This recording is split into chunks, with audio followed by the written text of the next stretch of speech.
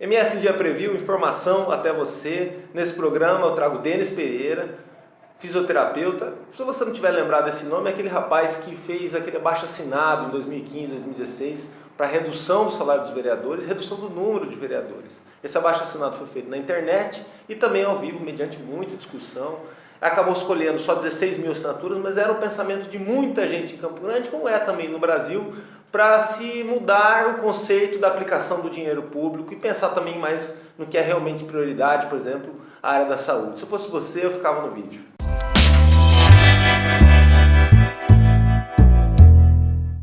Tudo bem, Denis? Bom, Denis, obrigado. Cara, o bacana de te trazer aqui, fazer essa entrevista, eu acho muito legal na democracia quando alguém, por ter coragem por um pensamento, acaba sendo porta-voz do pensamento de muita gente. Eu tenho certeza que você pagou muito caro por isso, mas pelo menos você fez aquilo que muita gente acreditava que devia ser feito. Você questionar a questão de valores e gastos do poder público e principalmente abrir a cabeça do cenário geral para a gente, olha, a gente precisa rever essas coisas, precisa gastar mais em algumas áreas. É evidente que em Campo Grande a área da saúde pública está bem complicada, a cidade cresceu e isso não avançou muito, e fora outras questões, né? Sim. E na política é muito comum se encastelar, né? Seja em qualquer área, seja no executivo ou no legislativo, que foi a área que você pegou mais no pé, onde se tem os assessores, se vai ter os secretários, vai ter o prefeito, tem toda aquela circunstância da burocracia que acaba isolando o cara. E dependendo do grau de ignorância da população, o sujeito vai lá, se candidata de novo e aí acaba voltando e mantendo que na história do fica esse mesmo. Essa história do fica esse mesmo na última eleição já não deu muito certo aqui em Campo Grande, em muitas câmaras municipais de Mato Grosso do Sul, que se trocaram 70%, 80% do efetivo lá. Você entrou na cena por conta de um abaixo-assinado, que muita gente falava que você estava fazendo só para se aparecer, mas você teve um grande apoio popular. Sim. E depois desse abaixo-assinado tomou um nó da política. Sim. Como que está essa situação? Muito obrigado aqui pela presença aqui, Denis Pereira. Obrigado pelo convite. É sempre um privilégio poder falar sobre política e sobre projetos para a nossa cidade, né? Como você bem colocou, em 2015, 2016, nós iniciamos um projeto que foi um abaixo-assinado, um projeto de lei de iniciativa popular previsto pela Constituição, para redução do número e das despesas com a Câmara Municipal. Que daria para conseguir era uma redução ousada, drástica. Era importante. Para que a população também, Campo Grande naquela altura, estava reclamando de uma falência do Executivo, exatamente, que tinha sumido 230 milhões, exatamente, e que ia poder fechar no déficit no ano. Isso. Quer dizer, o dinheiro está aí, né? Exato, era um cenário muito favorável para as reduções e nós encontramos uma Câmara Municipal na época indo na contramão. Como você bem colocou, era em torno de 230 milhões desfalcados, aparentemente desfalcados do cofre público. Hoje ninguém entende. Ninguém sabe onde está. E uma Câmara Municipal recebendo ou com uma despesa em torno de 70, 80 milhões. E nós entramos com esse projeto de iniciativa popular. Na época começamos pelo Facebook e rapidamente tomou uma proporção importante. Você foi para as ruas também para poder conversar, traduzir e até se apresentar, né? Até para as pessoas me conhecerem, né? Eu não venho de família política, não sou filho de políticos.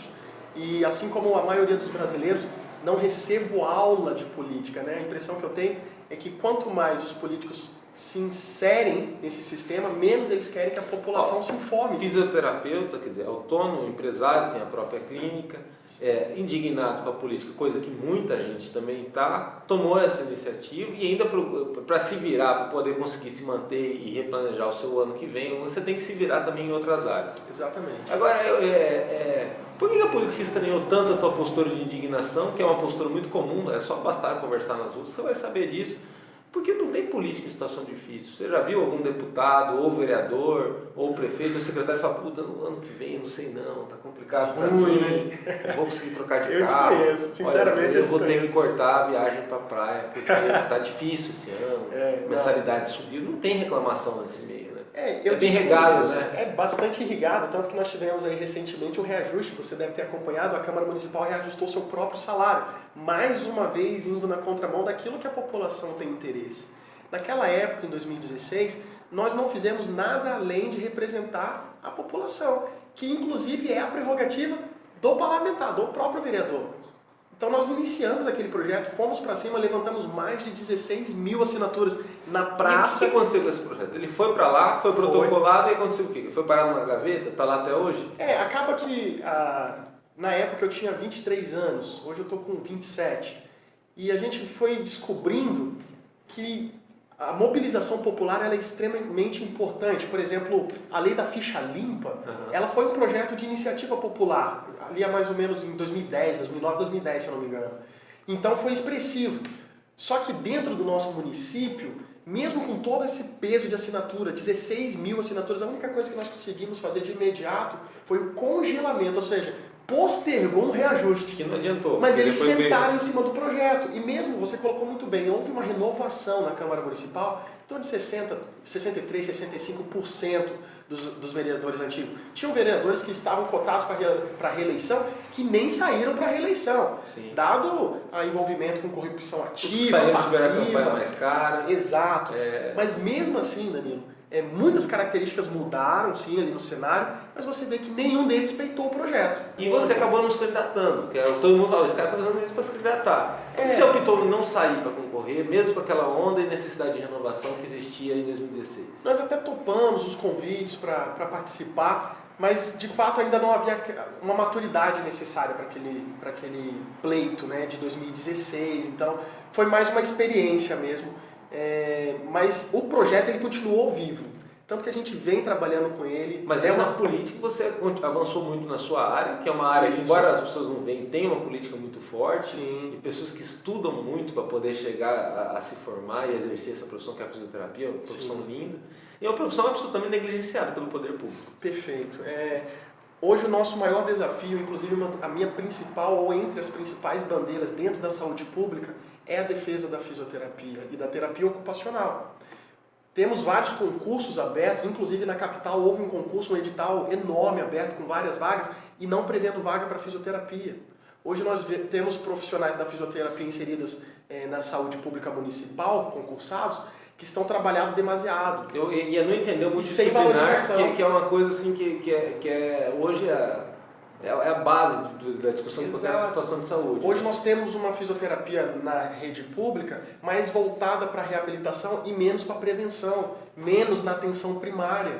Então é algo que nós temos trabalhado e temos defendido, inclusive, desde 2016. Agora, a fisioterapia, eu cheguei a fazer fisioterapia, fui até o começo do terceiro ano, é uma profissão que é difícil o cara se formar e depois que ele se forma, a maioria continua estudando por conta do diferencial de mercado. Exato. Então, assim, e com todo esse potencial para promover saúde, tanto na esfera pública quanto privada, faltar, no caso, do dinheiro público, tem a rodo aí, um pensamento de se ver um hospital municipal, ou um centro municipal de reabilitação, é um completo desperdício, né? Para você ter uma ideia, Danilo, quando eu lancei o projeto da redução das despesas em geral ali com a Câmara Municipal, foi graças a um orçamento que nós fizemos, uma pesquisa bastante detalhada, em que Campo Grande estava entre os municípios que não tinha um hospital municipal, HMCG, e nós temos em torno de 800 mil habitantes e mais de 1.200.000 carteirinhas do SUS emitidas com endereço de Campo Grande. Então o interior, vem para cá para o interior vem, é o filho do cidadão interiorano que mora aqui, ele tira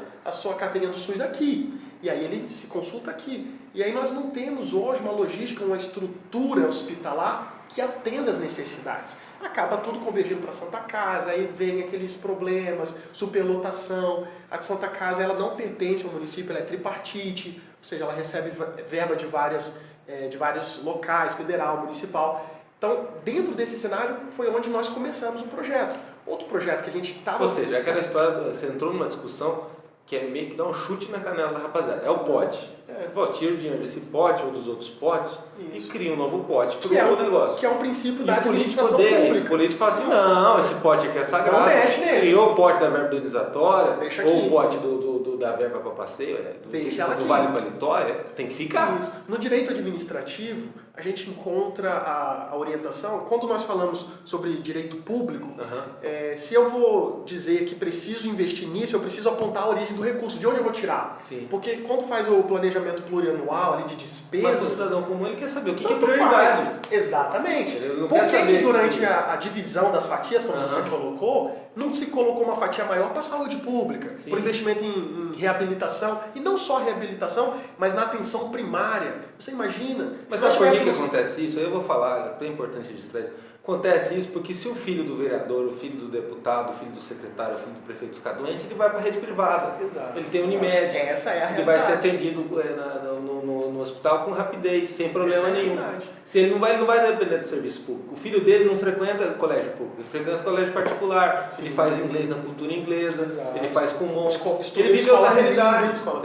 Então, assim, discutir a vida dos outros, que é o que o político devia fazer, é pago para isso, não é um luxo para ele. É tarefa. E aí o que acontece? Essa história do pote que você falou, o dinheiro está lá. Só que ele tem que ser aplicado. Por exemplo, assim, se ele não for aplicado no que é prioridade, ele é aplicado na 14. Sim, exatamente. E começa a ter outros objetivos. Vai ficar legal, o relógio de ferro.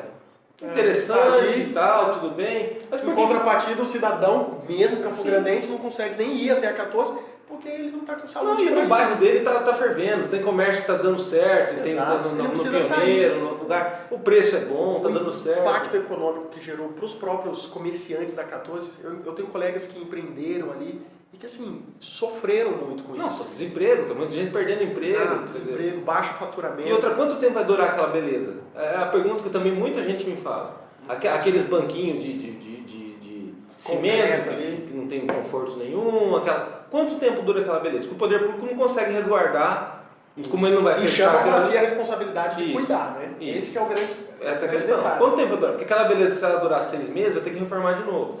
O Datafolha soltou uma pesquisa mostrando o tamanho da descrença do brasileiro na classe política. E principalmente da esfera legislativa federal, tudo mais, e da presidência da República, e de várias situações. Perguntou de vários pontos. Você acredita na saúde pública, não sei o quê. E os dados foram alarmantes, reflexo também do que já vem. Né? Lá desde 2013 passou a se questionar, vai lá para cima, gera aquela revolta e depois daquela energia toda gasta, picos, né? Vem a tristeza, o desalentamento e principalmente ver renovações às vezes que não conseguiu fazer aquilo que poderia fazer. A gente sabe que ninguém faz milagre, mas é sintomático. Ou tá bom ou não tá bom, e se não tá bom, não adianta também ficar com utopia, a tentativa, né, Danilo, de fazer. Sim, mas assim, a população, como eu te falei, na hora do imposto, se você não pagar, vem uma cartinha na sua casa. Você pagou e pronto. E a mesma coisa com a questão do mandato. Ou o mandato é maravilhoso e é bom, porque é pago para isso, ou tem que ser revisto, tem que ver tudo. Como que é você falar de uma mudança, falar de uma situação de diferença de conceitual das coisas, de mudar a aplicação do dinheiro, falar de prioridade, falar o que todo mundo quer, né? Mas por uma massa que ela está ficando mais silenciosa, isso é perigoso para a democracia. É terrível. Uma coisa que nós percebemos durante o movimento é que apesar de 16 mil pessoas terem assinado o abaixo-assinado, e eu acredito que muito mais pessoas apoiam esse projeto, sim. Muito mais mesmo, apesar das 16 mil assinaturas terem sido apresentadas, é de dentro para fora, muito mais do que de fora para dentro. Então, é necessário internamente um dos vereadores ou até mesmo o presidente da Câmara ter interesse em, não, vamos fazer uma gestão diferente, vamos entrar para a história. Nunca aconteceu isso no nosso estado. Vamos entrar para a história, vamos ser pioneiros. Não, eles não pensam assim. Eles não querem transformar, não querem fazer diferente. Você tem noção, se nós reduzirmos a 50% a economia gerada, é capaz de construir uma clínica popular de fisioterapia, gerando emprego para os fisioterapeutas, gerando vaga de emprego para o terapeuta ocupacional, gerando a diminuição da fila de espera. No Campo Grande, no mapa de vanguarda para a saúde no Brasil. Hoje, a fila de espera gira em torno de 2 anos e meio a 3 anos para atendimento de fisioterapia. Só sabe o que é isso quem precisa, cara. Agora, pergunta final, agradeço muito a visita aqui. Obrigado. O que você achou daquela parte azul da câmera que eles pintaram? Eu gostei daquela tonalidade daquele azul. Aquele corrimão, o inox dele, eu achei fantástico, lindo. Eu achei um desperdício da bexiga. Sério? Aquele inox, aquele é fundamental. Aquele inox aquele cinza também, sim, é importante para subir. Ele é muito bonito também. É um cinza, não é qualquer cinza aquele cinza ali. É um cinza diferente. O assento tá lindo. É um cinza mais importado, né? Isso. Não, dá uma visão de tranquilidade quando você entra ali. Que você, nossa, você fala assim, Tô na tinta. Dizem, né, na loja de tinta que tem essa questão de você olhar a Sim. tonalidade da parede e você ter um sentimento a partir daquilo. Sim. Um dinheiro bem investido. Muito obrigado. Obrigado. MSD Preview, informação até você, acompanha o nosso trabalho, www.msdia.com.br ou só ir lá no Facebook, só buscar na fanpage. MS em Dia, um abraço, até a próxima. Vamos por aqui.